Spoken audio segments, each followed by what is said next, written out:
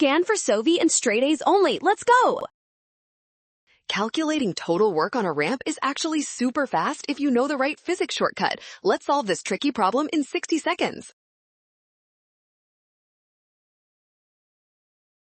Start by applying the work-energy theorem, which states that the total work done on an object is exactly equal to its change in kinetic energy. This is a huge time saver.